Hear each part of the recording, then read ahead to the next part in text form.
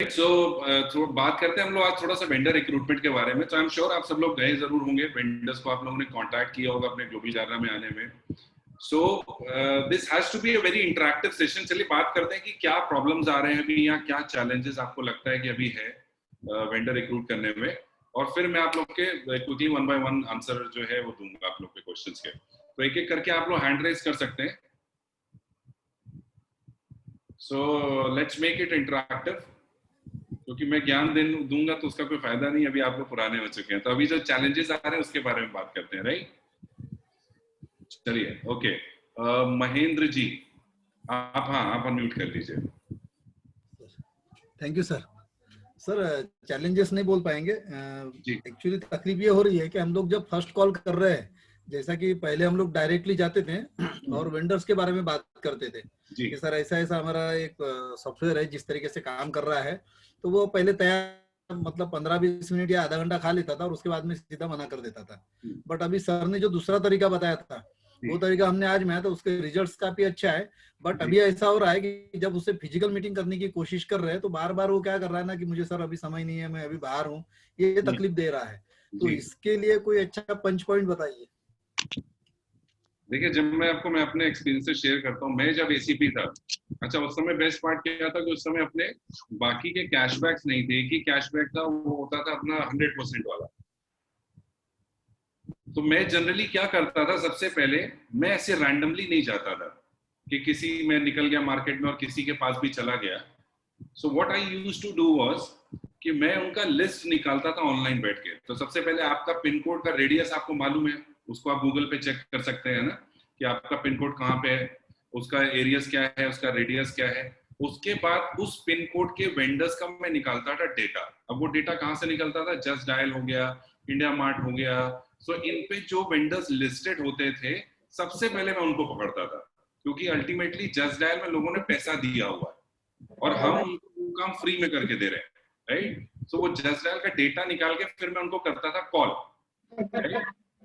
Call करने के बाद में मैं उनसे मीटिंग फिक्स करने के बाद में मैं जाता था उनसे मिलने के लिए। तो मीटिंग फिक्स करने के लिए 2-3 पॉइंट्स थे जिन पे मैं बात करता था। खैर उस समय मैंने बताया कि जिस तरीके से हम कैशबैक उस समय प्रमोट करते थे 100% वाला, तो मैं सिंपल उनको फोन करके ये बोलता था कि सर मैं आपका मार्केटिंग एडवर्टाइजिंग जो अभी आप पैसा खर्चा करते हो आपकी सेल्स बढ़ाने में, करेक्ट? सो वो हमारी कंपनी जो है वो ग्लोबल गार्ना वो फ्री ऑफ कॉस्ट करके देती है। और एक बड़ी अच्छी मैं पंच लाइन उस समय यूज करता था कि अगर आपके दुकान के बाहर कैशबैक का बोर्ड लग जाए कि आपके यहाँ पे कस्टमर को 100% कैशबैक मिलेगा जो आपको नहीं देना है, तो बोला अगर मुझे नहीं देना तो किसको देना है? बोला वो हमारी कंपनी देती है, आपको उसके लिए सिर्फ हमारा वेंडर बनना है। तो क्या लगता है आपको आपके कस्टमर्स बढ़ेंगे या नहीं बढ़ेंगे, राइट? तो बोलता ऑफ कोर्स अगर कैशबैक देने लगूं। और मैंने बोला कि आप 12 महीने दे सकते हैं, ऐसा नहीं कि कोई हम फेस्टिव सीजन में आपको ये ऑफर देंगे। आप 12 महीने जिंदगी भर अपने यहाँ ये ऑफर रन कर सकते हैं। और अगर ये बोर्ड आपके यहाँ लग जाए तो क्या लगता है आपको कस्टमर बढ़ेगा? तो बोलता ऑफ कोर्स बढ़ेगा यार, ये तो अच्छा ऑफर है। मैंने अगर ये आपको जानना हो तो आपके मुझे 15 मिनट चाहिए सिर्फ, और 15 मिनट आपको मेरी बात अच्छी लगेगी तो अपने आगे बात करेंगे, नहीं तो आप मुझे चाय पिला देना और मैं चाय पी के निकल जाऊंगा। सो ये 2 मिनट का कॉल में मैं अपना मीटिंग्स फिक्स कर लेता था, और दिन के 2, 4, 5 मेरे मीटिंग फिक्स होते थे, और उसके बाद मैं उनसे टाइम लेके जाता था। उसमें क्या होता था, वो मुझे टाइम देता था और 15 मिनट में एनीवेज ग्लोबल गार्डन अगर आप अच्छे से समझ गए भी तो 15 मिनट में आप उसको ग्लोबल गार्डन समझा दोगे, और उसके बाद तो फिर आप 1 घंटा बैठ के उसको ज्ञान दे सकते हैं, कोई इशू नहीं है। तो जब टाइम लेके मैं जाता था ना तो बोलता था कल आइए, अच्छा नहीं कल नहीं, मेरा अभी तो कल तो मैं बाहर हूँ, आप परसों आइए। तो वो टाइम लेके जाने से बेनिफिट होता है, और रैंडमली आप किसी के पास पहुंचोगे तो आपको शायद वो टाइम नहीं देगा। तो एक ये मुझे बहुत इसका अच्छा रिजल्ट मिलता था, तो ये भी आप ट्राई कर सकते हैं, राइट? और बताइए सर, जो आप वहां पे उनसे बात करते थे वो थोड़ा बहुत हमारे को टिप्स देंगे कि क्या बात करते थे, उसका माइंड आप घुमाते कैसे थे? देखिए अब तो बहुत अच्छी चीज आ गई, उस समय में यूपॉस नहीं होता था। तो आप बहुत बढ़िया, आपके पास सबसे पहले तो पॉइंट है रखने के लिए यूपॉस कि साहब अगर सबसे पहले तो आप अगर ग्लोबल गार्ना के साथ एसोसिएट होते हो, वेंडर बनते हो फ्री ऑफ कॉस्ट, पहली चीज तो आपको अपफ्रंट हम 1 रुपया भी मांग नहीं रहे।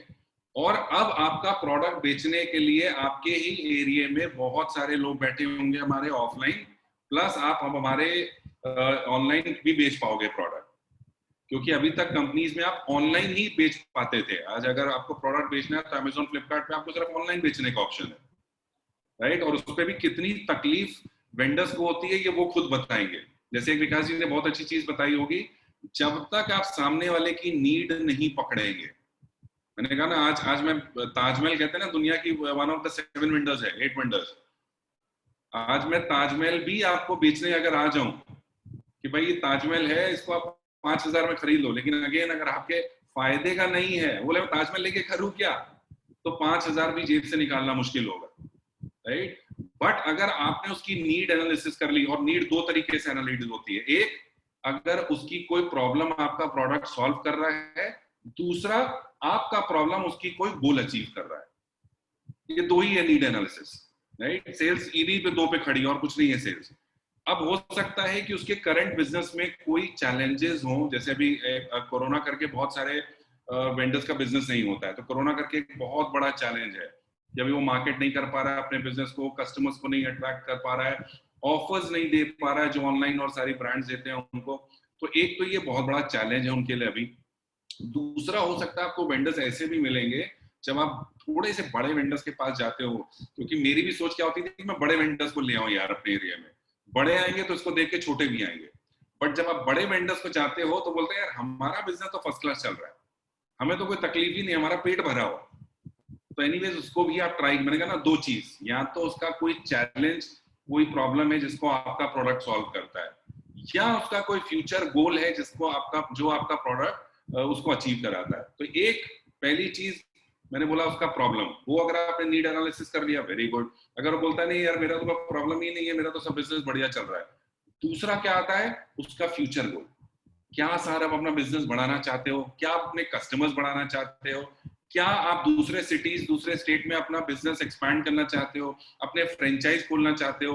वो बोलता है हाँ जी, तो जहां उसने हाँ बोला मेरा काम हो गया, अब मैं वहां पे अपना प्रोडक्ट पिच कर दूंगा। उसको बहुत बढ़िया, एक तो मैंने सबसे पहले उसका नीड एनालिसिस करना है। देखिए प्रोडक्ट अपना एक ही है। अपने पंजाबी में कहावत है, अगर कुछ लोग पंजाबी हैं तो शायद मेरे बात से इत्तेफाक रखेंगे, पंजाबी में कहावत है हमारे, जैसा मुंह हो वैसा थप्पड़ मारना चाहिए।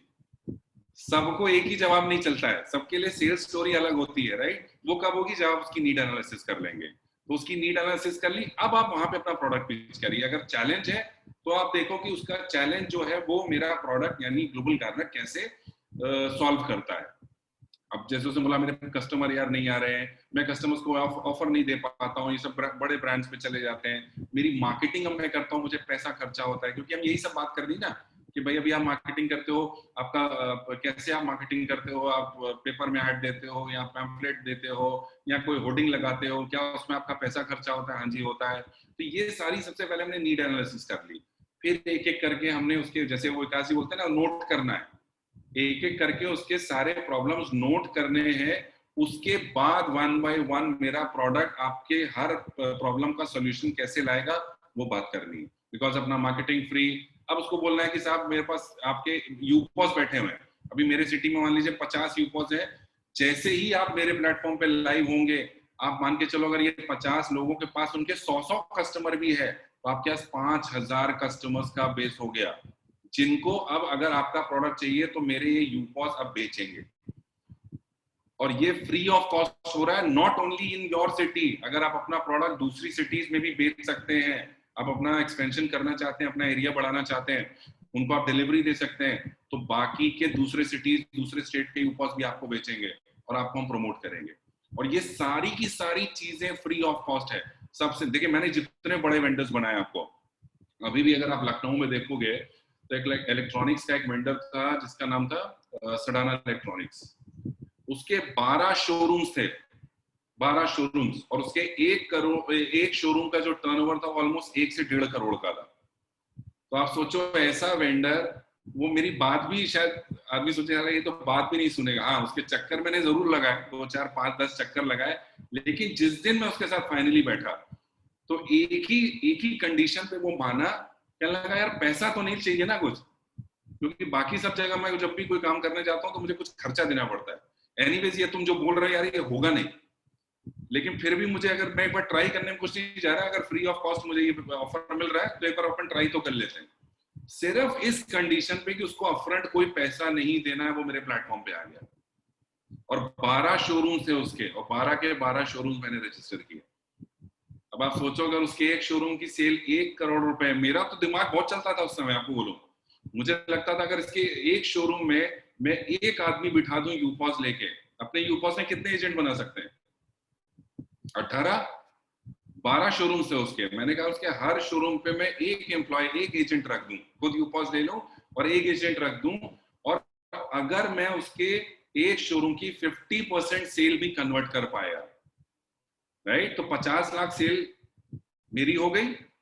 50 लाख पे अगर वो जो कमीशन मुझे आना है, मैं कह रहा हूं चलो वो दूसरे एरिया में है, सिर्फ मुझे 2.75% ही आएगा, लेकिन 50 लाख का 2.75% आएगा तो मेरा कमीशन क्या होगा? प्लस यूपॉस में बिल भी मेरा ही एजेंट्स अपलोड करेगा उसके, तो वो बिल अपलोडिंग का जो यूपॉस में कमीशन आएगा वो अलग।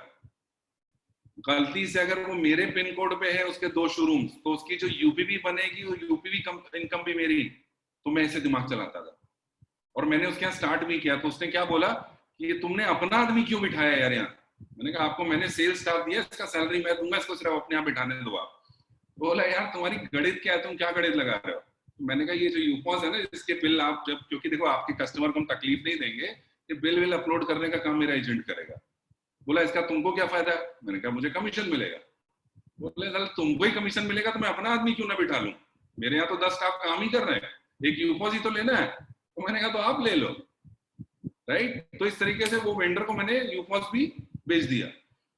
अब उसके 12 शोरूम पे उसने क्या किया, आप विश्वास नहीं मानोगे, अभी भी मेरे फेसबुक पे उसके पिक्चर्स अपलोडेड हैं। उसके स्टाफ को वो बोलता था कि सुबह यार एक काम करो, एक बार सुबह आया करो मेरे शोरूम पे, एक बार जिस एरिया में आप जाओ, क्योंकि उसके ऑलमोस्ट लखनऊ के सारे एरियाज में शोरूम थे। कह रहा है जिधर भी आप जाओ मेरे स्टाफ को सुबह शाम ठोका करो। कितनी सेल की तुमने नले ग्लोबल गार्डनर से? तो मैंने कहा यार स्टाफ आपका है, सैलरी आप देते हो, मैं कैसे ठोकूं उसको सुबह शाम? कह रहा है अरे मैं आपको अथॉरिटी दे रहा हूँ। और लिटरली आप विश्वास नहीं करोगे, मुझे स्टाफ से उसने इंट्रोड्यूस कराया, कहना सुबह शाम तुमको रिपोर्ट इनको देनी पड़ेगी कि ग्लोबल गार्डनर में कितने बिल अपलोड हुए। तो लिटरली, और उसको मैं हड़का के रखता था, मानोगे नहीं, मतलब 18 करोड़ रुपए की जो आदमी सेल करता हो, साल का जिसका टर्नओवर हो, उसको मैं हड़का के रखता था। कैसे? एक दिन आपको बड़े मजे की चलिए बात बताता हूँ। मैं एक दिन उसके शोरूम के सामने से निकल रहा था, और ये टाइम था गर्मियों का। तो उसने अपने शोरूम के बाहर बैनर लगाए हुए थे कि एसी पे 40% ऑफ, अप टू 40% ऑफ। मुझे बड़ा गुस्सा आया, मैंने साले इतना बड़ा इसने ये बैनर और ये सब लगाया होर्डिंग, 40% ऑफ के, ग्लोबल गार्डनर 100% ऑफर चला रहा है, इसने चलाया नहीं। मैंने तुरंत गाड़ी यूटर्न ली, मैं उसके पास सीधे, ना भैया बैठे, बोले हाँ जी बैठे हुए। मैंने कहा एक बात बताइए सटाना साहब, ग्लोबल गार्डनर में आपको 100% का ऑफर दिया है, उसका आपने छोटा सा भी कहीं ऐड नहीं लगाया हुआ है, और अप टू 40% का आपने इतना बड़ा बैनर लगाया। मैंने कहा एक काम करता हूँ, मैं कल ही दूसरे वेंडर को आपको बना देता हूँ इस एरिया में, क्योंकि उनसे मेरी बात हुई थी कि उस एरिया में दूसरा इलेक्ट्रॉनिक्स का वेंडर नहीं बनाऊंगा। और उस समय नया एक वेंडर उस समय आया था, तो वो रेडियो पे भी बड़े एड्स देता था, वो पेपर में भी बड़े एड्स देता था। मैंने उनको बोला एक बात बताओ, अगर कल को मैं जाकर उसको वेंडर रजिस्टर कर दूं ना, मेरी मार्केटिंग आपसे ज्यादा करेगा, क्योंकि अभी तक तो उसके पास ये ऑफर नहीं है। अगर गलती से 100% ऑफर उसके पास पहुंच गया तो आप सोचो उसकी मार्केटिंग इतनी बढ़ जाएगी। मैंने कहा कोई बात नहीं, आपने वैसे भी आप तो मार्केटिंग कर नहीं रहे, मैं जाके कल उसको वेंडर बना देता हूँ। आप मानेंगे नहीं, रातों रात उसके सारे बैनर चेंज हो गए, रातों रात उसने ग्लोबल गार्डनर के बैनर्स लगा दिए। तो वो बनाने के बाद इतने बड़े वेंडर को मैं ठोक के भी रखता था। लोग क्या वेंडर से जाके रिक्वेस्ट करते, बट मेरे रिक्वेस्ट वाला कभी काम नहीं किया, इसलिए बिजनेस भी आया वहां से। अभी भी मतलब ऑन एंड ऑफ मेरी बात होती रहती है, अभी कोई एसीपी नहीं है वहां पे एरिया में, बट आप मानेंगे नहीं, तो इस तरीके के बड़े वेंडर्स मैंने बनाए, ये बनाया। I was the first ACP in India जिसने हुंडई का शोरूम जाके टाई अप किया था। हुंडई 4 व्हीलर, आज आप किसी 4 व्हीलर के शोरूम में जाके बात करिए, 5% कमीशन देने वो तैयार ही नहीं, बोले 2-3% तो मुझे बचता है, आपको कहां से 5% दूं। बट उसको क्या विजन, आप सोचिए, मैंने दिखाया कि 5% और 10-12 गाड़ियां मैंने बेची भी उसके यहाँ से, 5% कमीशन वो खुशी खुशी देता था। उसका 2 व्हीलर भी था, टीवीएस और होंडा की भी उसके पास डिस्ट्रीब्यूटरशिप थी, और हुंडई की भी थी। और बात बड़ी आपको बताता हूँ, हुंडई का उससे मुझसे एग्रीमेंट कब साइन किया? अच्छा, उस समय हम ऑफलाइन ये फिजिकल एग्रीमेंट साइन कराते थे, अभी तो ऑनलाइन हो गया सब। उसने फिजिकल अग्रीमेंट मुझसे इस शर्त पे साइन किया, क्योंकि लखनऊ में हुंडई के 3 डिस्ट्रीब्यूटर्स थे, इस आदमी की हर महीने की 300 गाड़ियों की मिनिमम सेल है। 300 कार्स हुंडई की हर महीने उसके यहाँ बिकती है। उसके अलावा 2 वेंडर्स और थे जिनकी सेल थोड़ी कम है इससे। उसने मेरे से अग्रीमेंट इस बात पे साइन किया, बोला आज आप मुझे ही ऑफर दे रहे हो, गाड़ी बिकनी शुरू करेगी, मैं मार्केटिंग करूंगा, सब करूंगा, कल को मेरे डिस्ट्रीब्यूटर्स को भी पता चल जाएगा, फिर वो भी आपके वेंडर बन जाएंगे। कह रहा मैं अग्रीमेंट इस बात पे साइन करूंगा कि आप मुझे लिख के दो लेटर में, लेटर हेड के ऊपर, कि आप हुंडई का दूसरा वेंडर नहीं बनाएंगे और आप पूरे यूपी में बोलो, मैं पूरे यूपी में सप्लाई करूंगा। और लिटरली उसने मुझसे ये लेटर हेड पे लिख के लिया, उसके बाद अग्रीमेंट साइन किया और उसके शोरूम में उसने स्टैंडी भी लगाई। इनफैक्ट उसने अपने वेंडर्स के लिए इंसेंटिव दिया। वो बोलता था अगर ग्लोबल गार्ना से आप गाड़ी बेचोगे तो हर गाड़ी पे 1000 रुपए इंसेंटिव मैं अलग से दूंगा। तो उसके यहाँ जो एलईडी लगी थी शोरूम में, उस पर ग्लोबल गार्ना का एड चलता था। तो मतलब इस तरीके से मैंने वेंडर्स को मतलब बनाया भी और ठोक के काम भी किया। ये नहीं कि फिर रिक्वेस्ट कर लो, नहीं, आप नहीं करते हो, मैं दूसरे वेंडर के पास जाता हूँ, बाजू वाले के पास जाता हूँ। जबकि उस समय हमारे पास कैशबैक एक ही होता था। अब तो बहुत अच्छी बात है कि कैशबैक हमारे पास 2-3 तरीके, 4 तरीके के कैशबैक्स हैं। अपने पास यूपॉस का आर्मी है, अभी तो ऑलमोस्ट सारे स्टेट्स में अच्छे खासे यूपॉस है, नंबर ऑफ यूपॉस हो गए, तो इसको आप प्रमोट कर सकते हो।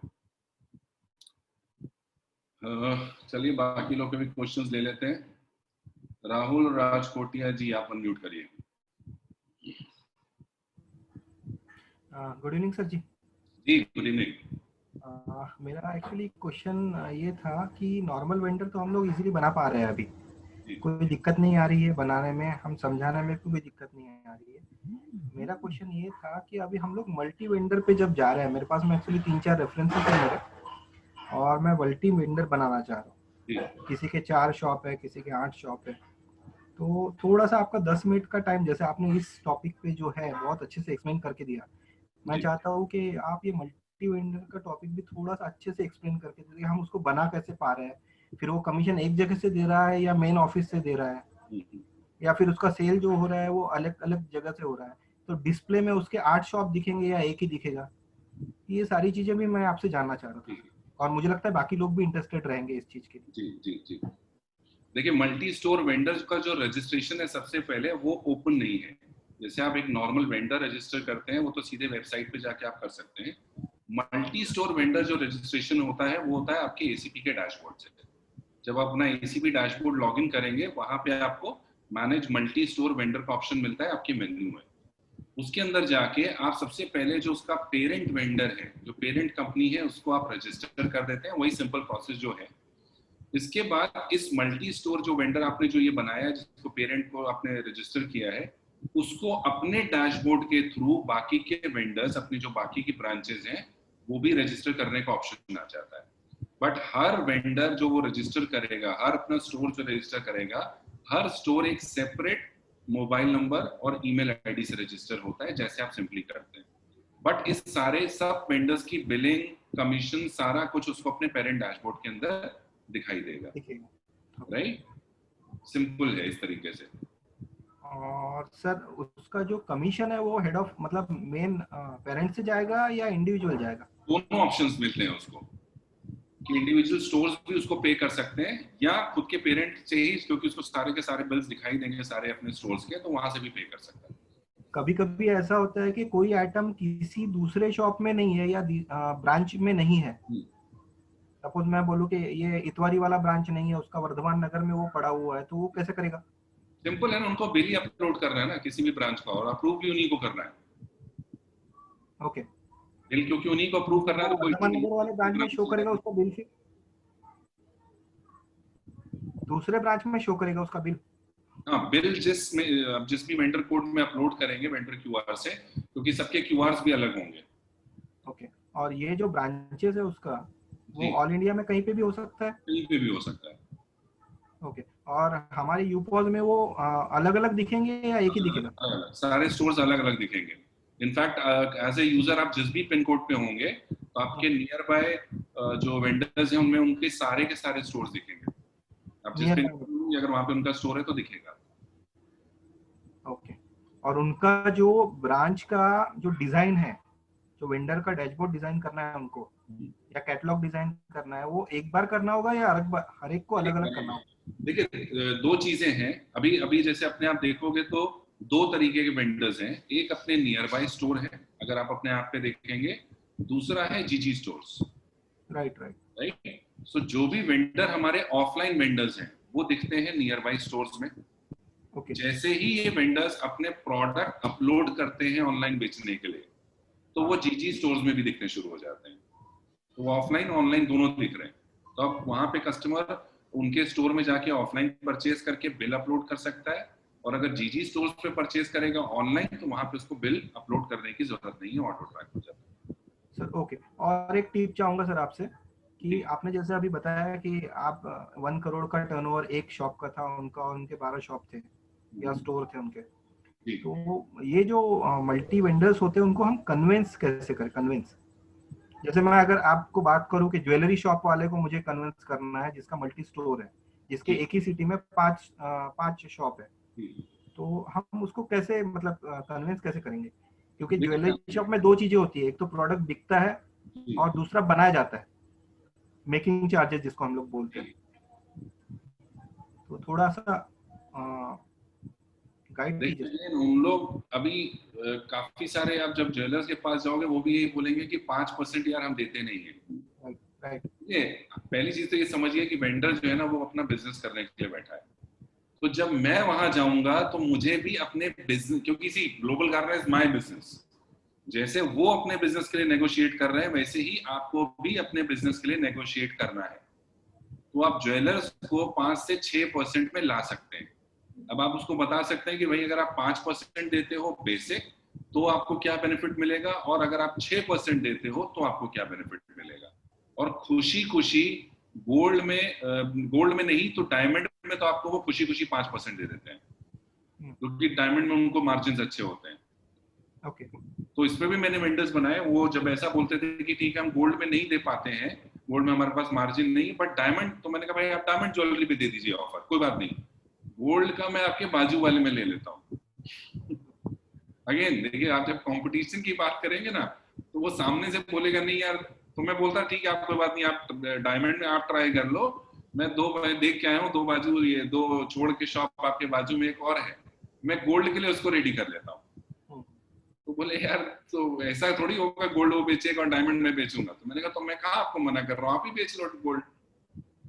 तो थोड़ा जब वो कंपटीशन वाला आप उसको बोलते हो ना तो अल्टीमेटली वो बोलता है ठीक है चलो वो भी कर लेते हैं, तो ऊपर एक आध ऊपर, मैं वो आपको भी मालूम है। आप सिंपल समझो ना, जिस धंधे में अगर उसको वो 5% 10% नहीं बना रहा है तो इतने सारे स्टोर क्यों खोल के बैठा है? राइट। धंधे में जाए जहाँ पे मार्जिन अच्छा है। वो जब मल्टी स्टोर खोलता चला जा रहा है मतलब कि वो कमा रहा है ना, तभी इतना इन्वेस्टमेंट करके बैठा हुआ है। बट सामने से अभी जैसे हमारे पास एक गोल्ड और ज्वेलरी का वेंडर आया है, आप विश्वास नहीं मानेंगे, मैं एग्जैक्ट तो नहीं आप लोगों को बोल सकता, कॉन्फिडेंशियल है, बट 10% से ज्यादा कमीशन वो हमको दे रहा है, 10-15% से भी ऊपर ज्वेलरी पे, गोल्ड पे।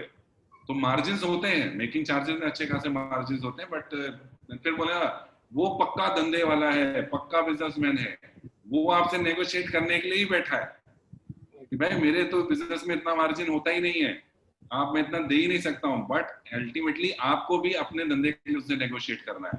तो क्या कर सकते हैं आप वेंडर्स, आप खोल के दिखा सकते हैं, है ना, अपने एप्लीकेशन दिखा सकते हैं। आप जैसे ही ज्वेलर ऊपर डालेंगे उसमें सारे ज्वेलर्स के वेंडर आ जाएंगे। तो आप बोले देखिए ये सारे मेरे साथ लिस्टेड है, और ये 5% से नीचे तो अपना सिस्टम ही नहीं चलता, ये सब 5% से ऊपर पे कर रहे हैं। और गलती से कहीं आपको कॉइन दिख जाए एप्लीकेबल, मतलब कि वो 10% से ऊपर दे रहा होगा अपने को कमीशन।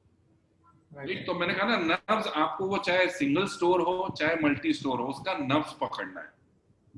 मल्टी स्टोर वेंडर है मतलब कि वो अपना बिजनेस एक्सपैंड करना चाहता है, सिंपल है, तभी उसने इतने सारे 4-5 शोरूम्स अलग अलग एरिया में खोल के बैठे हैं। तो वहां से आप उसका नर्व्स पकड़ लीजिए कि भाई अभी तक आपने जो ये एक्सपेंशन किया उसमें कितना पैसा लगा, आपका मार्केटिंग किया होगा ना, 5 शोरूम खोले होंगे, सब कुछ होगा। मैं अगर आपको फ्री ऑफ कॉस्ट मार्केटिंग करके दूं, पूरा सेल्स टीम करके दूं इंडिया में, कल को आप ये सिटी के बाहर भी अपने फ्रेंचाइज खोलना चाहते हैं, क्योंकि उसका बिजनेस का एक्यूमेन है, ये पक्की बात है, वो अपना बिजनेस एक्सपेंड करना चाहता है, इसीलिए मल्टी स्टोर खोल के बैठा है। अब उसको बोल सकते हैं भाई अपनी कल को अपनी सिटी में क्या आप दूसरे सिटीज में भी फ्रेंचाइज खोलना चाहते हैं, तो आपके फ्रेंचाइज हम क्रिएट करके देंगे। आज इंडिया मार्ट्स में सिर्फ फ्रेंचाइज क्रिएट करने का भी 3 से 4 लाख रुपए फीस लेते हैं। वो काम हम उसको फ्री ऑफ कॉस्ट करके देंगे। और अपने पास तो सेलिंग का पूरा टीम है, यूपॉस का है, अपने चैनल पार्टनर्स है पूरे इंडिया में, राइट? तो उसको आप वो दिखाइए, बड़ा विजन दिखाइए, ऑफ कोर्स आएगा आपके पास में, right? Thank you sir. Okay, Amaldas ji आप अनम्यूट कर सकते हैं। Good evening, sir. जी good evening. Sir, when we hit the market, we don't face much problem with other sectors, but on supermarkets, like he said, we are always facing the same problem. They are not having the margin, and they are not ready to get into the minimum 5%. So how can we convince them? Because अब तो बहुत अच्छी बात है, अब तो बहुत अच्छी बात है कि अपना ग्रेन जा रहा है। अब अगर मैं एसीपी हूं तो मैं सबसे पहले क्या करूंगा, जैसे आपने बिल्कुल सही बोला, मैं ऐसे वेंडर के पास जाऊंगा और जैसे ही वो मुझे ये बोलेगा कि मेरे पास 5% कमीशन नहीं है आपको देने के लिए, तो मैं उसको बोलूंगा फिर एक काम करो, आप मेरे जीजी ग्रेंज में आप वेंडर बन जाओ, आप मेरे जीजी के रिटेलर बन जाओ, आप सिर्फ माल मुझसे ले लो, कमीशन भी मत दो, आपके कस्टमर को कैशबैक मैं दूंगा, बोलो रेडी हो? करेक्ट? तो उसको तुरंत आप रिटेलर में साइन अप कर लीजिए। okay. अब तो सबसे अच्छा है अपना शो से भी चालू होने वाला है। जैसे ही मेरे ख्याल प्रॉब्ली फरवरी में हम अपने 4-5 स्टोर अपने चालू कर देंगे बैंगलोर में, तो किसी को देखना भी बैंगलोर में है, अभी हमारी बातचीत चल रही है दिल्ली में, दिल्ली और गुड़गांव में भी, हो सकता है कि 1-2 महीने के अंदर अंदर वहां पे अपने पास फाइनल हो गया तो वहां भी चालू हो जाएगा। तो ऐसे लोगों को तो आप तुरंत रिटेलर में साइन अप कर लीजिए। बोले भाई तुम नहीं दे सकते कमीशन तो मत दो, मेरे साथ वेंडर बन जाओ और आपके कस्टमर्स को कैशबैक में देता हूँ, राइट? ओके, राजेंद्र दहिया जी अनम्यूट करिए। हाँ नमस्कार सर। नमस्कार जी। सर जो अभी आपने कार डीलर्स की बात किया था, बेसिकली मैं बैंकर हूँ और मेरे बैंक से ऑलरेडी टाई अप है 5-6 डीलर्स का और उनके साथ अच्छी बॉन्डिंग भी है हमारी। तो जैसे मार्जिन की आप जैसे बात करें सर, एक्चुअल में मार्जिन उनका जो परसेंटेज वाइज लें तो 3-4% और 5% का मार्जिन उनका रहता है। तो जैसे आपने डील किया सर, मैं थोड़ा सा वो टेक्ट में समझना चाहता हूँ। मैं आपको मंत्र देता हूँ इसमें भी सर। देखिए, मारुति के पास मत जाइएगा, वो नहीं करेंगे, अभी मैं आपको बता देता हूँ जी। मारुति को मैं काफी फॉलो अप कर चुका हूँ, क्योंकि मारुति का है थोड़ा सा मोनोपोली जी जी, और उनके डीलर्स इसमें हाथ नहीं डालते हैं, क्योंकि मारुति से बहुत स्ट्रॉन्ग जो है, ऊपर से उनको कॉम्प्लायंसेस जो है वो सारे फॉलो करने पड़ते हैं, कॉम्प्लायंस सारे। तो मारुति वाले नहीं करेंगे, बट बाकी कार के डीलर्स ये कर सकते हैं। अब इनसे मैंने बात क्या की, सबसे पहले मैंने कहा आज आप 300 गाड़ी बेचते हो, करेक्ट, बट बाकी 2 डीलर से आपको खतरा है, कभी उनका सेल बढ़ सकता है। बोले हाँ खतरा तो हमेशा रहेगा, भी वो कंपटीशन तो रहता ही है। तो मैंने कहा अगर सबसे पहले तो अगर आपके कस्टमर्स को ये कैशबैक मिलने लगे तो आपका सेल्स बढ़ेगा। बोले हाँ जी बढ़ेगा, बट मैं कमीशन कैसे दूंगा? मैंने कहा उसका जुगाड़ मैं आपको बता देता हूँ, राइट? आज सब गाड़ियों के ऊपर इनके पास एक विंडो होता है, क्या बोलते हैं आपके डिस्काउंट्स का, कि जैसे फॉर एग्जांपल है वहां 3 डीलर हैं, तीनों डीलर को प्राइस ऑलमोस्ट सेम आता है गाड़ी का, 19-20 का फर्क है सेल्स के हिसाब से। बट मैंने उनको क्या बोला, मान लीजिए फॉर एग्जांपल एक मिडिल गाड़ी पकड़ लेते हैं हम, मिडिल क्लास की, फॉर एग्जांपल 6 लाख की है, करेक्ट? अब मान लीजिए ये 6 लाख की गाड़ी इनको 6,60,000 रुपए में बेचनी है फॉर एग्जांपल, और इनको पास ये 60,000 का विंडो है कस्टमर को डिस्काउंट देने का, और ये एक्सेसरीज भी लगाते हैं वहां पे, तो एक्सेसरीज में भी इनको मार्जिन अच्छा मिलता है, राइट? अब 60,000 रुपए में मैंने इनको बोला आप एक काम करो, अगर 6 लाख का गाड़ी बिका ग्लोबल गार्डनर में, आपको कमीशन कितना देना है? 6 लाख पे 5%, 30,000 रुपए। अब मैंने कहा खुशी खुशी मुझे बताओ, आप अगर मैं अब आपको सेल करके देता हूँ, अभी खुशी खुशी आप 5% छोड़ दो, अभी कितना दे सकते हो आप? तो बोला 2 तो दे सकता हूँ। तो मैंने कहा 2 आपकी जेब से आ जाएगा। अभी प्रॉब्लम कितने का है? 3%। मैंने कहा एक काम करो, अभी आपकी जो ये 6 लाख की गाड़ी आप मिनिमम जो दे सकते हो, 60,000 रुपए का जो आपका डिस्काउंट विंडो है कस्टमर को, उसमें 3% बढ़ा दो, कि अगर ग्लोबल गार्डनर का ऑफर लेना है तो ये गाड़ी आपको 6 लाख में अगर मैं पकड़ लेता हूँ तो ये हो गई 6,18,000 रुपए, अब आपका प्राइस 6,18,000 रुपए से नीचे नहीं जाएगा अगर आप गाड़ी ग्लोबल गार्नर से बेच रहे हैं। करेक्ट? जी बिल्कुल। तो कस्टमर को अभी ऑप्शन है, या तो वो गाड़ी 6 लाख की ले ले और वो डिप्रिसिएशन में चला जाएगा, क्योंकि एनीवेज गाड़ी जो है डिप्रिशिएटिव ये है इन्वेस्टमेंट, या वो गाड़ी 6,18,000 रुपए की ले। सबसे पहले तो 6,18,000 के जीजी कॉइन मिल जाएंगे उसको, जिसको वो आगे यूज करता रहेगा 5% शॉपिंग में। प्लस उसको जो कैशबैक चूज करना है, मैं कहता हूँ चलिए इंस्टेंट ही ले लिया उसने, तो भी इंस्टेंट में 2% तो आएगा वापस, बिल्कुल आएगा। तो 12,000 तो वापस आ गया। जो उसने 6,18 दिया, अभी 6,000 का ही तो प्रॉब्लम है ना। जी जी जी। तो उसके अगेंस्ट में उसको कितने सारे कॉइन्स मिल गए? 6,18,000 के कॉइन ले गए। जब शॉपिंग करेगा उसको यूज करेगा, तो क्या उसकी गाड़ी की वैल्यू अब डिप्रिशिएट होगी? नहीं होगी। तो उसको ये गणित समझ में आई, बोला यार ये ठीक है।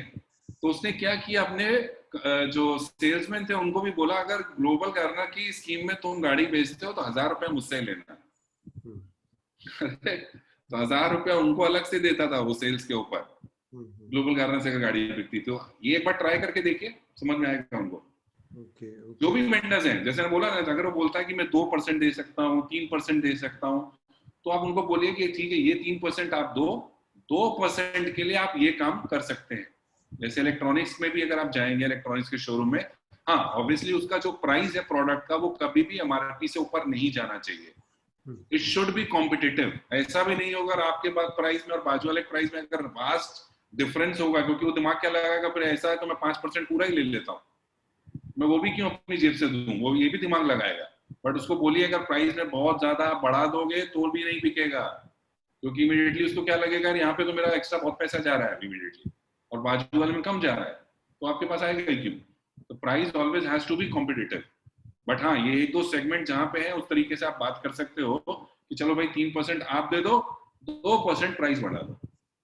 भाई 20,000 रुपए का मोबाइल है तो आप 20,400 का बोलो कि ग्लोबल गार्नर के ऑफर में 20,400 है, तो 2% आप उधर से लो, 3% आप दे दो, तो खुशी खुशी देगा।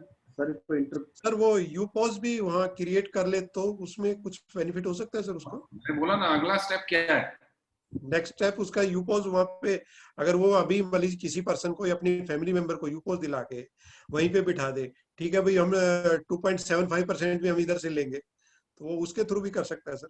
बहुत बढ़िया आपने बोला। मैंने कहा ना दूसरा टारगेट यही है, अगर वेंडर आ गया आपके पास, इसको आपने सेल्स करके दे दी, तो तीसरा काम यही है जो मैंने भी बोला ना, कि उसको मैंने बोला एक आदमी मैं अपनी सैलरी पे तुम्हारे यहाँ बिठा देता हूँ, वो ग्लोबल गार्नर प्रमोट भी करेगा, कस्टमर्स के बिल भी अपलोड कर देगा, सब कर देगा, कुछ करने की तकलीफ नहीं है। तो बोला यार सैलरी कौन देगा इसका, ग्लोबल गार्नर। बोला नहीं, सैलरी ग्लोबल गार्नर नहीं देगा, मैं दूंगा अपनी पॉकेट से। बोला आपको क्या बेनिफिट, आप क्यों सैलरी दोगे? मैंने कहा क्योंकि वो जो आपके बिल अपलोड होंगे उसमें मुझे कमीशन मिलेगा। बोलेगा यार तो मैं अपने, आप बोला मेरे आदमी को ट्रेनिंग दे दो ना, और यूपॉज भी मैं ही खरीद लेता हूँ। तो वो जो कमीशन ग्लोबल गार्नर को देगा, उसके बिल जो अपलोड करेगा उस पे भी उसको वापस आ जाएगा, तो उसका कमीशन एक्चुअली बचना शुरू हो जाएगा। और फिर उसके खुद के भी तो बहुत सारे खर्चे हैं ना, जो वो यूपॉज के थ्रू, अब जिसको मैंने बोला 12 शोरूम है, तो 12 शोरूम के इसके अलावा और बहुत सारे खर्चे हैं जो वो करता था, तो वो सब उसने इसमें से करने शुरू कर दिए। ऑब्वियसली बहुत अच्छी आपने बात बोली कि वो मार्केट में बैठा है, तो बोला भी अपना ही प्रोडक्ट नहीं, अब मार्केट में आप अपने बाकी के वेंडर्स का प्रोडक्ट भी बेच पाओगे, तो उसको बहुत अच्छे से यूपॉज भी पिच कर सकते हैं। Thank you sir. Right, okay. Virendra Jain ji बताइए। सर नमस्ते, मेरे 2 क्वेश्चन थे सर। जैसा अभी आपने कार डीलर के लिए बोला, लेकिन जहां तक बताया गया कि कार डीलर में यूजर को केवल जीजी कॉइन्स मिलते हैं परचेज वैल्यू के, उसको अलग से 2% कमीशन नहीं मिलता जी। अभी जो सेंट्रली हमने जो एजेंट टाई अप किया हुआ है इसके लिए जी, उसमें सिर्फ कस्टमर को जीजी कॉइन्स मिल रहा है, बट यूपॉज को कमीशन मिल रहा है। जो मैंने अभी आपको टेक्निक बताई, अगर इससे आप लोकल डीलर को टाई अप कर लेते हैं जी, तो वहां पे आपके कस्टमर को कैशबैक भी मिलेगा, क्योंकि सिस्टम में 5% कमीशन आना शुरू हो जाएगा।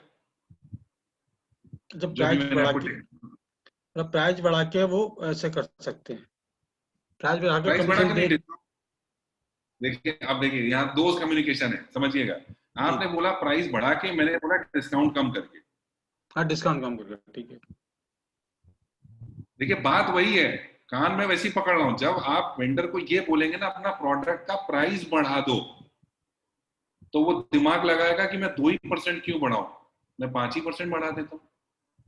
और जब 5% बढ़ाएगा तो कस्टमर को तकलीफ, क्योंकि जब वो 5% एक्स्ट्रा लेगा तो किसका गला पकड़ेगा आके, या तो आपका पकड़ेगा या उस वेंडर का पकड़ेगा। ठीक बात है। आप उसको ऐसे बोलिए कि भाई आप अपना ऑफर दो जी, राइट, ऑफर प्राइस आप ये रखो। ओके। जैसे आपको, चलिए बहुत बढ़िया, मैं एक टेक्निक और बताता हूँ। मान लीजिए आपके वेंडर्स हैं, वो बोलते हैं कि यार हम खुशी खुशी 7% 8% कमीशन दे सकते हैं। आप उसको बोलो कि भाई अगर आप 10% देते हो तो आपके पास जीजी कॉइन्स एप्लीकेबल होंगे, मतलब आपके यहाँ जीजी कॉइन्स यूजर रिडीम कर पाएगा। इसको बहुत ध्यान से सुनिएगा, जीजी कॉइन्स आपके यहाँ कस्टमर रिडीम कर पाएगा, करेक्ट। तो अगर मैं कस्टमर हूं और मेरे पास जीजी कॉइन है, तो सबसे पहले मैं किन वेंडर के पास जाना पसंद करूंगा? जहाँ जीजी कॉइन एप्लीकेबल होंगे, करेक्ट। बट वो बोलेगा यार मैं 10% कमीशन नहीं दे सकता हूँ। हम्म, तो उसको बोलूंगा मैं आपको, चलो मैं आपको भी एक बढ़िया गुरु मंत्र देता हूँ जी, कि आप 8% दे के कॉइन रिडीम करा सकते हैं। बोले कैसे? अब मैं एक छोटा सा एक हाइपोथेटिकल सिचुएशन, एक सिनेरियो आपको बताता हूँ। मान लीजिए मेरे प्रोडक्ट का प्राइस है अभी 10,000 जी, करेक्ट। अब इस पे मैं 8% देने को रेडी हूं, ठीक है जी, 2% का प्रॉब्लम है जी, तो अब अगर इस प्रोडक्ट का प्राइस मान लीजिए मोबाइल ही है, एनीवेज 2% में एमआरपी क्रॉस नहीं करेगा क्योंकि वो एमआरपी से नीचे ही बिकता है। जी, अब मैंने मोबाइल का प्राइस कर दिया 10,200 रुपए। ठीक, ध्यान से सुनिएगा, 10,200 मैंने मोबाइल का प्राइस कर दिया, तो 2% उधर से आ जाएगा और 8% मैं ग्लोबल गार्डनर को दे दूंगा, ठीक है। जी, तो 10% हो गया कमीशन सबसे पहले, जी, तो कॉइन्स रिडीम हो जाएंगे। जी, अब 10,000 अभी तक, अभी देखिए कस्टमर को अभी तक मोबाइल 10,000 का पड़ रहा था जब तक मैं 200 रुपए नहीं ले रहा था, करेक्ट। जी, अब दूसरा क्वेश्चन वेंडर का क्या आएगा, यार जब मैं प्राइस बढ़ा दूंगा बाजू वाला तो कितने में बेच रहा है, 10,000 में। 10,000 में, सही मैं है। बोलूंगा 10,200 में, तो मेरा नहीं खरीदेगा वो। जी, अब समझिएगा कस्टमर के पॉइंट ऑफ व्यू समझिएगा। अभी तक वो खरीद रहा था 10,000 रुपए में, बट क्योंकि अब आप 10% कमीशन देंगे तो 5% कॉइन रिडीम हो जाएंगे, करेक्ट। जी, जी, तो 10,200 पे 5% कॉइन अब रिडीम होंगे, ठीक, 5% पैसा कम हो जाएगा, ठीक है। मतलब 500 रुपए। जी, अभी कस्टमर ने कितना पे किया? 300 रुपए कम पे किया सर। मतलब 9,700 रुपए, करेक्ट। जी, अभी तक वो 10,000 दे रहा था, अब वो पे करेगा 9,700 रुपए, यानी 300 रुपए और बच गए उसके, और बच्चे, ठीक बात। खुशी खुशी।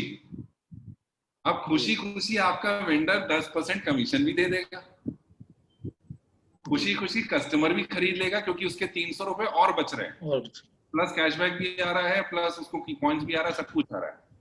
जी, तो ये बहुत बढ़िया गुरु मंत्र है। जहां भी आपका वेंडर बोलता है मैं 7% 8% दे सकता हूं, इस तरीके से आप उसको 10 पे ले जा सकते हैं, ठीक सर, ठीक सर, 10 या 10 प्लस। जी सर। क्योंकि यहाँ सर पैसा नहीं गया, उसके कस्टमर को प्रोडक्ट भी सस्ते में पड़ गया, खुशी खुशी वो आपको कमीशन भी दे देगा और सारी चीजें हो जाएगी। ठीक सर, ठीक सर। राइट। सर एक क्वेश्चन और था इसमें सर, जैसे अपन 100% कैशबैक बोलते हैं यूजर के लिए, क्या आप बोर्ड लगा दीजिए अपनी शॉप के बाहर कि आपका 100% कैशबैक कस्टमर को मिलेगा। जी, 100% कैशबैक उसको कॉइन्स मिलते हैं। जी, तो उसका क्वेश्चन रहता है वेंडर का, सब कॉइन का कस्टमर अभी क्या करेगा, क्योंकि कॉइन तो अभी मतलब उसकी नेक्स्ट शॉपिंग में यूज होंगे वो, अब शॉपिंग नेक्स्ट कब करेगा, क्या करेगा, मतलब मानसिकता ये रहती है कि इंस्टेंट क्या मतलब उसका बेनिफिट मिल रहा है। आज अगर वो कॉइन्स मिल रहा है तो आज उसकी यूज होना। बताता हूँ मैं क्या करता था। जैसे मान लीजिए फॉर एग्जांपल ये वेंडर हमें 10% दे रहा है जी, तो इसके पास कॉइन्स रिडीम हो जाएंगे। जी, अब कस्टमर पहली बार आया है, ठीक है, उसके पास मैं कहता हूँ कॉइन्स भी नहीं है, जी, ठीक है। इसने ग्लोबल गार्डनर के बारे में उस कस्टमर को बताया और रजिस्टर किया, और मान लीजिए अगेन यहाँ पे वो 10,000 रुपए की खरीदी करने वाला है, अगर 10,000 की खरीदी करेगा तो उसके 500 पॉइंट्स तो रिडीम हो जाएंगे, बट उसके पास है ही नहीं क्योंकि वो नया कस्टमर है। तो एज ए वेंडर, अभी वेंडर के पास भी कॉइन्स आ रहे हैं ना, जितना कमीशन ग्लोबल गार्ना को देता है वो उसके पास में डबल होके वापस आता है, करेक्ट? और उसकी खुद की शॉपिंग के कॉइन्स भी पड़े होंगे, और नहीं है तो एज एजीपी आप दे दीजिए उसको जी, ठीक भाई चलो ये मैं आपको दे रहा हूँ आपकी शुरुआत करने के लिए। अब पहला कस्टमर आया, उसको मैंने जीजी में रजिस्टर किया, मैंने ही सामने से उसको 500 जीजी कॉइन्स दे दिए, ये पकड़िए 500 जीजी कॉइन्स और ये 10,000 के बिल के ऊपर रिडीम कर लीजिए जी। अभी कस्टमर का वो बिल 9,500 रुपए का हो गया सबसे पहले, बिल्कुल, तो 5% तो सबसे पहले वहां बन गया जी। अब मैं क्या कर सकता हूँ, इस वेंडर को बोलूंगा भाई अपने आसपास के ये 10-15 वेंडर्स की लिस्ट है, इसको भी अपने पास रखिए जी, और अपने कस्टमर को बोलिए कि ये 10,000 के जो जीजी कॉइन्स आएंगे, इनके यहाँ भी आपके जैसे 5% आपने मेरे यहाँ अभी कम डिस्काउंट हो गया, वैसे इनके यहाँ भी जब आप माल लेने जाओगे तो 5% आपका कम हो जाएगा, बिल्कुल सही। तो ये टेक्निक भी काम आएगी आपको। नहीं ये अपना अच्छा होगा कि वेंडर्स एक दूसरे को प्रमोट करेंगे जी। अब इसको आप बोलिए, फिर अगेन दूसरा टारगेट क्या है, ईपॉस। तो अगर आप ईपॉस लेके बैठते हो तो ये 20 वेंडर का माल अगर गलती से उन्होंने जाके खरीदा जी पॉइंट्स रिडीम करने के लिए, तो उस पे आप कमीशन भी कमाओगे, बिल्कुल राइट जी सर। हाँ जी, thank you sir, thank you sir. ये जो आपने बताया ना, ये बहुत अच्छी चीज बताई है आपने, लेकिन मैं इसमें और एक चीज क्लियर करना चाहूंगा कि ऑलरेडी वो 10% का मार्जिन दे रहा है जीजी को जी। और ये जो 5% उसने चाहे वो एसीपी ने दिए हो चाहे वो वेंडर ने उसके कॉइन दिए हो, तो 5% का अमाउंट उसका और 500 रुपए कम हो रहा है, तो उसका टोटल जो मार्जिन हो गया वो 15% हो गया। नहीं समझिए, अपने को कमीशन तो 10% ही दे रहा है ना वो, लेकिन ये 5% के जो कॉइन आ रहे हैं वो तो पैसा तो नहीं आ रहा ना सर उसके पास। हाँ तो अब अच्छा इसमें चलिए मैं आपको एक क्लैरिटी दे देता हूँ। फिर अगेन हम सिचुएशन पकड़ते हैं कि आपके यहाँ से 10,000 रुपए का माल बिका और कस्टमर ने उसमें 5% कॉइन रिडीम कर लिए, राइट? तो एज ए वेंडर आपकी जेब में आया 9,500 रुपए, क्योंकि 500 रिडीम हो गए। अब आपको ये 10,000 के बिल के ऊपर ग्लोबल गार्ना को कमीशन कितना देना है? 10%, 1,000 रुपए, 1,000 रुपए। अब ये जो 500 जीजी कॉइन्स उसने रिडीम किए हैं, ये 500 जीजी कॉइन्स आपके 1,000 रुपए के कमीशन में एडजस्ट हो जाएंगे, यानी आपको जो फाइनल कमीशन ग्लोबल गार्ना को देना है वो 500 रुपए ही देना है। ओके, मतलब जीजी को हम 500 कॉइन दे सकते हैं। कॉइन्स एडजस्ट हो गए ना आपके 1,000 रुपए में, आपको मुझे 1,000 देने थे, उसमें जीजी ने वो 500 कॉइन्स माइनस कर दिए और आपसे बाकी बचे हुए 500 रुपए आज कमीशन ले लिए। ओके, ये नई चीज पता चली सर आज। अब मैं आता रहूंगा कभी-कभी तो कुछ नई चीजें बताता तो कॉइन्स के बदले में सर जीजी देगा उसको, कॉइन्स के बदले में जीजी को उसको कम देना पड़ेगा। हाँ, क्योंकि उसको 1,000 रुपए कमीशन देना था, उसमें 500 जीजी कॉइन्स एडजस्ट हो गए, तो अब उसको जीजी को 500 रुपए कमीशन देना है। उसकी जेब में अभी भी आप मान के चलिए 9,000 में उसको 1,000 देने हैं, तो उसकी जेब से तो 10% जा रहा है, उसमें से 5% हम कॉइन्स रिडीम करा देते हैं और 5% जीजी को आ जा रहा है। ये तो 5% में देना है, 10% उसकी जेब से तो 10 ही जा रहा है ना, 500 तो उसको पहले ही कम मिले, बाकी 500 उसने जीजी को कमीशन दे दिया, तो उसकी जेब में तो 9,000 ही है।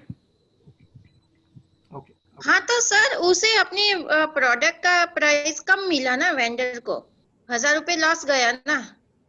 10% तो हमने पहले ही बात की ना उसको कि उसने 10% कमीशन देना है।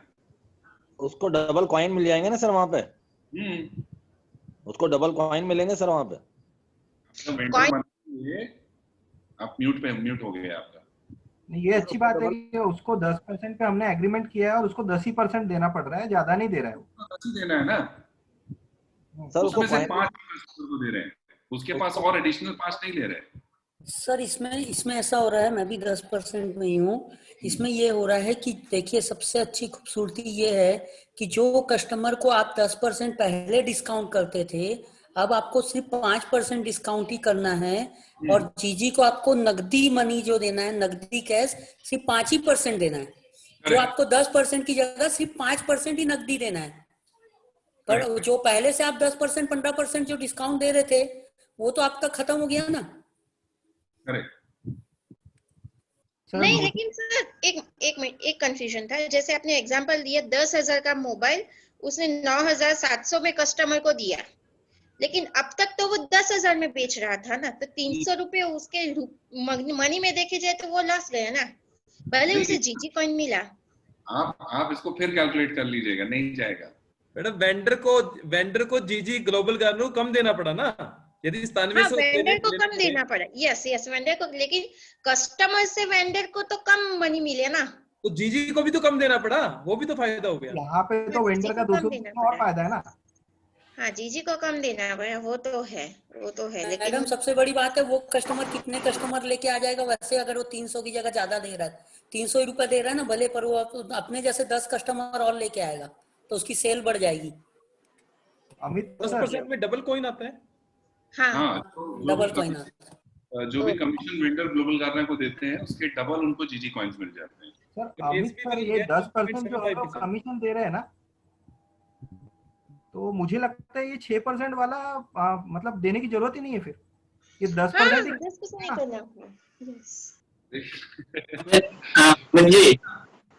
अभी 5%, 6% और 10% प्लस 5% देता है, उसकी सेल्स बढ़ेगी और 5% दे देगा। अब उसको डबल जीजी कॉइन्स भी चाहिए तो 6%। अब वो चाहता है कि उसके यहाँ कॉइन्स भी रिडीम हो जाए, तो फिर उसको 10 से ऊपर देना है या 10 देना है। ये प्रोडक्ट की खूबसूरती ये समझ रहा हूँ कि ये बताना चाह रहा हूँ आपको कि जहाँ पे हम लोग 6% पे डील कर रहे थे वो चीज हमने करनी ही नहीं चाहिए, हमने 10% से ही डील करनी चाहिए। देखिए मैंने फिर बोला ना, वो अपने बिजनेस के लिए नेगोशिएट करेंगे, मुझे मेरे बिजनेस के लिए नेगोशिएट करना है। राइट। वो नीचे खींचेंगे, मुझे ऊपर खींचना है, बट डोर देने के बाद में कंफर्टेबली दे पाए। क्योंकि मैं जबरदस्ती उसको ज्यादा पे बना दूं, फिर कल को उसको तकलीफ हो देने में, तो यार वो आगे बिजनेस करने में उसको इंटरेस्ट नहीं है। अमित जी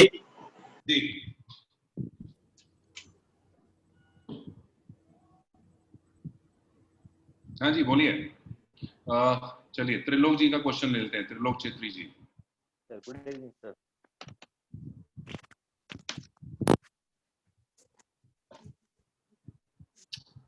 जी त्रिलोक जी बोलिए। सर मैं जानना चाहता था, जब कॉर्पोरेट ऑटोमोबाइल कंपनी को अप्रोच करते हैं वो किस हिसाब से किया जाए? उन लोगों को मैंने बात की तो मैनेजिंग डायरेक्टर से, तो उन्होंने कहा कि मुझे अपना प्रेजेंटेशन दिखाओ। जी। तो उसे कैसे आगे भेजे, बिकॉज उस टाइप का प्रेजेंटेशन तो होता नहीं है हमारे पास। सिंपल है ना, अपना वेंडर वाला जो वीडियो है कुछ सेकंड्स का, 2 मिनट का, वो भेज दीजिए उनको। उनको आप मेल है, मेल भी आप अपने स्टेट हेड से ले सकते हैं, अपने ईएस से ले सकते हैं। एक इसका हमने कॉर्पोरेट मेल बनाया हुआ है विद कंपनी प्रोफाइल। ओके। वो मेल हम उनको फॉरवर्ड कर सकते हैं विद कंपनी प्रोफाइल और सारी चीजें। वो पूरा एक ड्राफ्ट है, वो आप उनको भेज सकते हैं। और फिर उनसे मीटिंग शेड्यूल करके फिर आप उनको डिटेल में बात कर सकते हैं उनके साथ। देखिए जितना भी बड़ा वेंडर होता है, मैं आपको एक बढ़िया चीज बताता हूँ। आदमी सोचता है बड़े वेंडर को भूख नहीं है, लेकिन बड़े वेंडर को भी बड़ी भूख होती है सेल्स की। जितना बड़ा है वेंडर उतना ही पेट उसका बड़ा है, उतनी सेल्स उसको चाहिए। बस क्या है ना, आपको हिट सही जगह करना है। Right sir.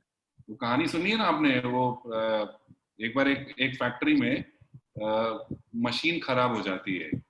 बड़ी फैक्ट्री होती है, बड़ी मशीनें होती हैं, और वहां पे आई एम श्योर बहुत सारे लोगों ने कहानी सुनी भी होगी। वहां उनकी मशीन कुछ खराब हो जाती है। अब बड़े बड़े इंजीनियर्स आते हैं, उसको देखते हैं सब चीजें, और मशीन क्या खड़ी है, 1 दिन हो गया, 2 दिन हो गया, 3 दिन हो गया, वो फैक्ट्री में काम नहीं हो रहा है और उनका बिजनेस लॉस हो रहा है। चौथे दिन उनकी फैक्ट्री में एक इलेक्ट्रीशियन आता होता है। वो उनका फैक्ट्री में अक्सर आता है। वो बोलता है साहब मैं देखूं क्या? वो बोलता है बड़े बड़े इंजीनियर्स आके चले गए, तुम क्या देखोगे? तो तुम भी देख लो, चलो अभी उनसे दुआनी भाई तू भी देख ले एक बार क्या प्रॉब्लम है मशीन में। बोला लेकिन मैं लूंगा, मशीन अगर सही कर दी तो मैं लूंगा 50,000 रुपए। तो बोलता है यार मैं हफ्ता हो गया, वैसे भी मेरा बिजनेस हो नहीं रहा, लॉस में जा रहा है, तू भाई सही कर दे, तुझे 50,000 मैं खड़े खड़े दे दूंगा। वो जाता है, देखता है सब कुछ, पूरा मशीन चेक करने के बाद में अपना हथौड़ा निकालता है और एक स्क्रू पे जाके, एक बोल्ट पे जाके हथौड़ा टन से मारता है, बोलता है भी चालू करिए मशीन, और मशीन चालू हो जाता है। तो वो अब बोलता है कि भाई आपका मशीन चालू हो गया, निकालिए मेरे 50,000 रुपए। बोला साला तूने किया क्या, एक हथौड़ा ही तो मारा है और उसके तो 50,000 रुपए मांग रहा है। बोल रहा है हथौड़ा इस 50,000 इस बात के नहीं, हथौड़ा मारने के नहीं मांग रहा हूँ, 50,000 रुपए इस बात के मांग रहा हूँ कि हथौड़ा मारना कहाँ था, कहाँ पर था। सही बात। तो आपको हिट सही जगह अगर आपने किया वेंडर को सामने, तो आपका प्रोडक्ट तो इतना गजब का है। मैंने बोला ना, दुनिया में आज तक ऐसा कोई प्रोडक्ट, इस तरीके का कोई सोल्यूशन वेंडर्स के लिए बना ही नहीं है कि आपको सामने वाला वेंडर ना कर दे। बस सिंपल उसको हिट सही जगह करना है, उसका जो नीड एनालिसिस है ना वो सही होना चाहिए। Right sir. Okay Abhishek Gupta ji. जी सर एक क्वेश्चन मेरा और था सर, हम लोग मतलब मैंने एक दो बार आज विकास में ये बोला था कि जो अलग अलग कैटेगरी से वेंडर है, जैसे किराना वाले हैं, मेडिकल वाले हैं, या जनरल स्टोर वाले हैं, या मोबाइल वाले हैं, या रिपेयरिंग वाले हैं, तो कुछ ऐसा कुछ मटेरियल मतलब हमको नहीं मिल सकता कि हम एक कॉमन मटेरियल जिसमें मिल जाए कि 100% कैशबैक या उसके फ्लैक्स बन जाए, केवल हम उसका नाम लिखवा दें, मतलब रेडी टू यूज मिल जाए। नहीं वो इम्प्लीमेंट हो रहा है, वो डेवलपमेंट में है। वेंडर के डैशबोर्ड पे ऊपर ही डाउनलोड का एक ऑप्शन आ जाएगा, वहां से वो डाउनलोड करेगा तो A4 साइज का करीब एक पोस्टर वहां पे डाउनलोड कर पाएगा, जहां पे उसका नाम होगा, उसका QR होगा और नीचे पूरा डिटेल उसके लिखे रहेंगे। ओके तो ये बहुत जल्दी लाइव हो जाएगा वेंडर डैशबोर्ड में। ठीक। हाँ जी अभिषेक जी बोलिए। सर जैसे अभी आपने बोला कि अगर कोई भी वेंडर 10% या उससे ऊपर देता है तो 5% उसमें जीजी कॉइन रिडीम हो जा रहा है। सर अगर कोई ऐसा सिनेरियो आता है जहाँ पे एंड यूजर 5% जीजी कॉइन रिडीम नहीं कर पाया, उस केस में वेंडर को सर क्या देना पड़ेगा कंपनी को? 10% उसकी जेब से। देखिए रिडीम हो या ना हो, उसकी जेब से 10 ही जा रहा है ना सर। वो तो ऑब्वियस सी बात है। अब जैसे कुछ वेंडर्स का ये कहना है कि भाई ये जो 10% है, अगर मान लो कस्टमर 5% रिडीम नहीं किया तो हमें कोई ऐसा ऑप्शन मिल जाए कि मैं यहाँ 5% अपना रिडीम कर दूं, मेरे पास भी तो है ना जीजी कॉइन। नहीं ऐसा नहीं हो पाएगा। Okay thank you. आप कस्टमर को दे दो ना जीजी कॉइन। सर कस्टमर को देने की बात नहीं, मैंने ये बोला कि कोई ऐसा सिनेरियो होता है, जैसे मान लीजिए अभी मैं किसी वेंडर से लेकर के आया जो ऑलरेडी जीजी कॉइन रिडीम करता है, मैं जल्दी में था, मैं उससे बिल कटवाया लेकर चला आया, ठीक है। अभी जब आप बिल अपलोड करते हैं ना, कॉइन्स आपको उसी समय रिडीम करने होते हैं जब उनको पेमेंट करते हैं आप। सर वही वाला 5% पेमेंट उसको कम देंगे ना आप। हाँ तो वो घर जाके थोड़ी होगा, वो तो आपको वहीं पे कम कर देना पड़ेगा ना। सर यही चीज तो कह रहा हूँ ना, जैसे मान लीजिए फॉर इंस्टेंस उनका कहना ये है कि जैसे एक दो वेंडर्स थे, उनका ये कहना है जो 10% पे मेरे साथ रिक्रूट हुए, उनका ये कहना है इन केस अगर कस्टमर नहीं पे कर पाया तब की बात है। मान लीजिए कोई भी रीजन हो सकता है। अगर कस्टमर को ये पता है कि इसके यहाँ कॉइन्स होते हैं, तो सबसे पहले तो वो उसको रिडीम आपकी शॉप पे ही करने पड़ेंगे पेमेंट के टाइम पे। ओके। इन केस अगर कस्टमर ने नहीं किया, आपको पूरा पेमेंट कर दिया और उसने कॉइन्स रिडीम नहीं किया और घर चला गया, राइट, तो उस केस में वेंडर को तो पूरा ही कमीशन देना है। बट उस केस में अगर मान लीजिए कस्टमर ने इंस्टेंट भी चूज किया हुआ, तो इंस्टेंट में भी उसको कैशबैक ज्यादा आएगा ना फिर। ओके अगर कॉइन रिडीम नहीं करेगा तो कैशबैक ज्यादा आएगा। तो कैशबैक जो आना है रियल कैशबैक वो उसको ज्यादा आ जाएगा, जीजी मनी ज्यादा आ जाएगा। ओके और फिर सर यूपॉस को जो कमीशन जाता है उसमें कोई वेरिएशन? उसमें भी उनका तो सेम है ना, वो तो फॉर्मूला सेम ही है। ओके वो कमीशन का फॉर्मूला सेम। सर कमीशन का फॉर्मूला सर एक कुछ मतलब एक रिलेटिव कोई डेटा सर मिल सकता है कि कैसे कैलकुलेट होता है, यूपॉस को कितना कमीशन जा रहा है? देखिए जो कमीशन अपने को मिलता है उसमें 10 to 20% सीधा चला जाता है यूपॉस को। ओके सर जैसे कोई 10% का अगर वेंडर रहता है तो उसमें 0.5% मेरे को दिखा रहा है यूपॉस को। वो डिपेंड करता है किस कैशबैक में है, इसलिए आपको बोलना 10 से 20%। Okay okay Joseph, mister Joseph you can unmute. Sir Abhishek ji है। हाँ अभिषेक जी बोलिए। Good evening sir. Yeah good evening. Sir मेरे को ना एक बार 5, 6 और 10 तीनों में डिफरेंस क्या है ये जानना था, फिर मैं नेक्स्ट क्वेश्चन पूछूंगा सर। देखिए 3 आप मोटे मोटे मैं बोलूंगा आपके पास स्लैब है, वो भी वेंडर आप सिस्टम में लाते हो मिनिमम उसको 5% देना है। पहली चीज, अगर वो हमें 6 या 6 से ऊपर देता है तो जो भी कमीशन वो ग्लोबल गार्ना को देगा उसके डबल जीजी कॉइन्स उनको मिल जाएंगे। तीसरा जो स्लैब है 10%, 10 या 10 से ऊपर अगर वो ग्लोबल गार्ना को देता है तो उनके स्टोर पे जीजी कॉइन्स रिडीम्शन भी हो जाएगा 5%। जी सर, इसमें नेक्स्ट क्वेश्चन था ये कि सर अगर वो 5% पे अगर एग्री करता है तो जब वो पे करेगा तो विथ जीएसटी पे करेगा आपको? जीएसटी। Correct sir. अगर कोई वेंडर का जीएसटी नंबर है उसके पास तो वो उसको जो कमीशन पे जीएसटी जो पे कर रहा है कमीशन पे उसको वो क्लेम कर सकता है, उसको मिलेगा रिबेट उसका? कर सकता है, उसकी इनवॉइस भी हम उनको देते हैं, उनके डैशबोर्ड से वो इनवॉइस डाउनलोड कर सकते हैं और उसको अपने सेट ऑफ के लिए यूज कर सकते हैं। Okay sir. सर एक नेक्स्ट क्वेश्चन था मेरा कि वेंडर को जैसे अपन अभी रिक्रूट कर रहे थे तो कल के ट्रेनिंग सेशन पे करण सर ने बताया था कि अभी हम अपना शिफ्ट करते आ रहे हैं जीजी स्टोर पे। तो जिन वेंडर्स के पास जीएसटी अभी नहीं है, मोस्टली ग्रोसरीज ऑनर हैं, उनके पास नहीं होती है, तो उस केस में वो वेंडर्स हमारे कैसे मतलब परफॉर्म करेंगे, इसमें वो जानना था मेरे को सर। अगर वो आप मूव कर लेंगे तो पूरे वेंडर्स है ना, जैसे मैंने आपको सिंपल बोला ना, उसको सबसे पहले तो आपको आप जीजी रिटेलर बनाने का आपके पास अपॉर्चुनिटी है। Yes sir. और उसको देखिए, अगेन मुझे प्रोडक्ट नहीं बेचना है। एक कहावत आपने सुना होगी, people don't want to be sold, they want to be helped. कोई नहीं चाहता है कि आप उसको कोई प्रोडक्ट बेचें। आप देखो, जैसे ही आप किसी इंश्योरेंस कंपनी को ज्वाइन करोगे, आप जैसे ही एमवे को, मोदी केयर को ज्वाइन करोगे और आप किसी को फोन करके बोलोगे मैंने एमवे ज्वाइन कर लिया है, मैंने बिरला इंश्योरेंस ज्वाइन कर लिया है, अगली बार से आपका फोन उठाना बंद कर देगा। करेक्ट। क्यों? वो जानते हैं कि कुछ बेचने आ रहा है। किया है तब तो ये मुझे बेच के रहेगा। करेक्ट। जैसे ही सामने वाले को ये पता चल जाता है कि आप उसको कुछ बेचने वाले हैं, वहीं पे रिजेक्शन आ जाता है। बट जब आप बात करेंगे उसको हेल्प करने की, बात करेंगे उसका बिजनेस बढ़ाने की, आप बात करेंगे उसको विजन दिखाने की, तो वहां वो आपकी बात सुनेगा। उसको बोलिए कि सर अगर आप मेरे वेंडर बनते हो, कल को आपको जीएसटी लेना ही पड़ेगा क्योंकि आपकी सेल्स बढ़ जाएंगी। करेक्ट। तो इससे अच्छा आज ही ले लीजिए, जीएसटी होना तो अच्छी बात है। Yes sir. Thank you sir. चलिए एक क्वेश्चन और ले लेते हैं। या mister Joseph. Good evening Amit ji. Good evening Amit ji, मेरा एक वेंडर से एक क्वेश्चन आया है। अगर वो वेंडर 6% या 5% देता है और 9% देखता है, अगर 9% देता है तो यूजर को कितना परसेंटेज मिलेगा? मैंने बोला 2% है मिनिमम, तो 9% में ज्यादा मिलेगा, कितना मिलता है करके पूछ रहा था। सिंपल आप समझिए, अगर यूजर ने इंस्टेंट कैशबैक चूज किया है या तो उस केस में जो भी कमीशन हमें वेंडर से आएगा उसका 50 to 60% चला जाता है user, and you can simply से कि 50% मिल जाएगा। Okay okay.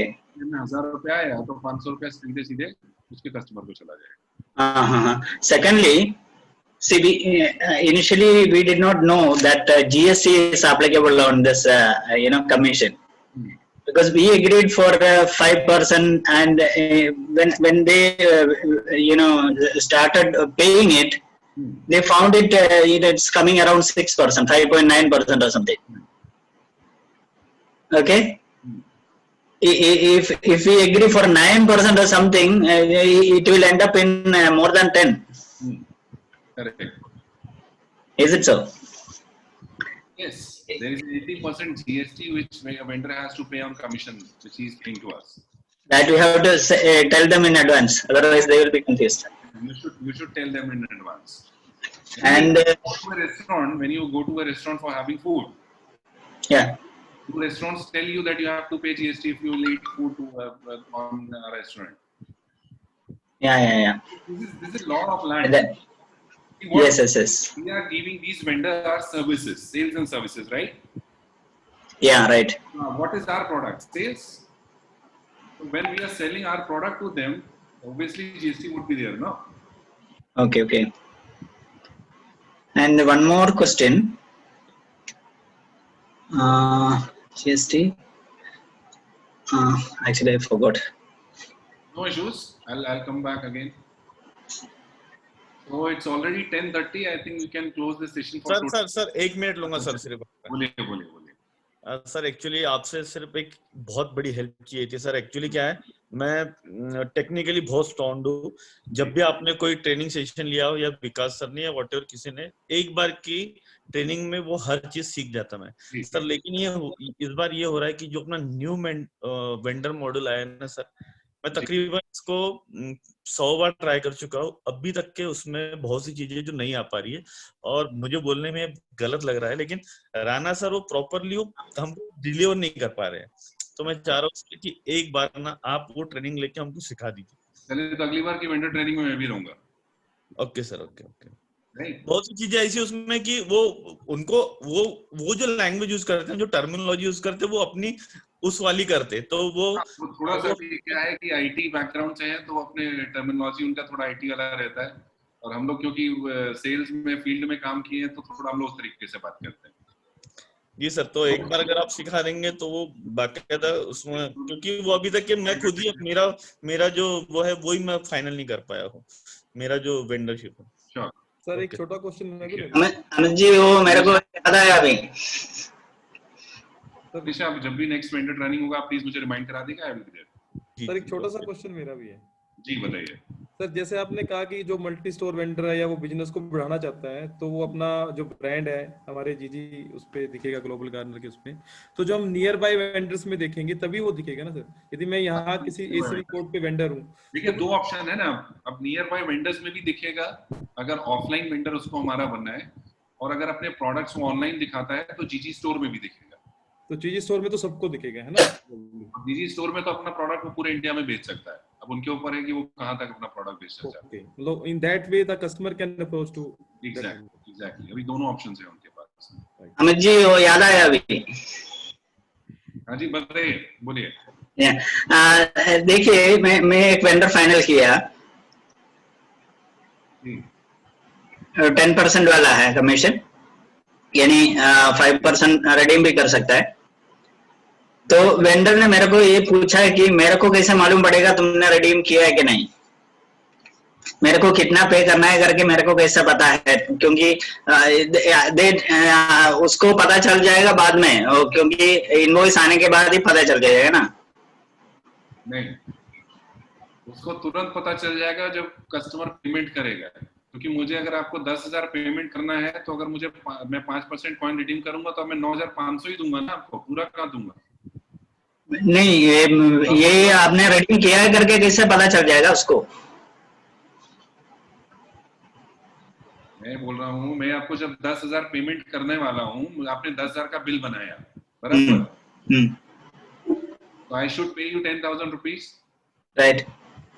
But if I want to redeem 5% GG coins, so I'll pay you 9,500 rupees, no, immediately. Yeah. Immediately you'll get to know that this customer wants to redeem GG coins on my bill. Okay. And when this customer will upload the bill, yeah, then you will know that 5% GG coins he has redeemed. Yeah, if it is more, then he has the right to decline it. Exactly. You can. Yeah. Okay. All right. Thanks a lot. Good night. Sir Raj Agarwal बोल रहा था, एक last question अगर आप चाहें तो ले। बताइए। एक तो जोसेफ जी का ही रिलेटेड एक क्वेश्चन है कि ये बोल रहे हैं कि 10% में 5% कॉइन अगर कोई रिडीम करता है तो उसका कोई डेटा अगर आता है क्या? मान लीजिए किसी शॉपकीपर के यहाँ भीड़ है बहुत ज्यादा और वो रिडीम तो कर लिया उसने, बट बाद में जब वो कमीशन पे करता है वो जीजी को, बिल्कुल उस टाइम उसके पास ये डेटा बिल्कुल आता है। आप जब उसके इनवॉइस में जब वो बिल अपलोड करेगा तो आप अपने डैशबोर्ड पे आप देख पाएंगे कि उस बिल पे 5% कॉइन्स उसने रिडीम किए। Thank you. And one more thing कि कुछ वेंडर्स जो ऐसे हैं मेरे एरिया में जो वर्क नहीं कर रहे हैं, तो उनका रिमूवल के लिए क्या प्रोसेस है? मेल ड्रॉप कर दीजिए निखिल भाई को, जिनको आप अप्रूवल के लिए भेजते हैं उन्हीं को आप भेज दीजिए, उसके तो उसको ब्लॉक भी कर देंगे वहीं से। Okay. And one more thing कि 2 यूपॉज एजेंट मैंने मेल किए हुए थे मयूरिका मैम को 30 तारीख को, बट अभी तक वो अप्रूवल नहीं हुआ, तो और किसको मेल डालना पड़ेगा उसके रिगार्डिंग? आप मुझे ही डाल दीजिए, फिर मैं चेक करा लेता हूँ क्यों नहीं हुआ है। संधू जी आप मैंने डाला, रिमाइंडर भी डाला, बट कोई बात नहीं, आप कल मुझे मेल ड्रॉप कर दीजिए, मैं चेक करा। कल तो अच्छा संडे है, परसों मुझे एक बार मेल डाल दीजिए, मैं परसों चेक करा लेता हूँ। Thank you. सर एक लास्ट क्वेश्चन जीजी कनेक्ट के संदर्भ में पूछ सकता हूँ?